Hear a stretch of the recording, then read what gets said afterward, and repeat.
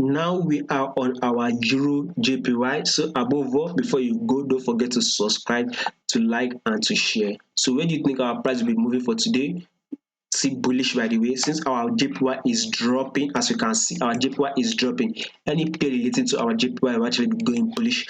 And if you are to plot our moving average on 10 period moving average on this our 4-hour time frame, you can see that our price is above our 10 period moving average, and we can see we actually on a bull run for this week, and we will be ending it on a bullish move. So definitely we are still going bullish for the day. As you can see on our 1-hour time frame, we are still going bullish, by the way.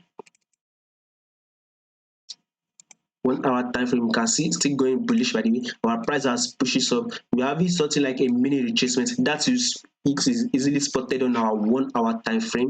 As you can see, we are going to, I think still we are still going to have a fall, by the way. Let's see a drop, a good amount of drop, then a continued bullish move where our price will break our previous higher highs. So if you want to take your position on this, I'll say take a buy, and set your stop loss at least around there, and aim your Euro JPY up, and be able to grab at least 80 to 100 pips for you to be able to grab. That is exactly what I am telling you. So now you can see on our Euro JPY, we are having this choppy kind of a move yet.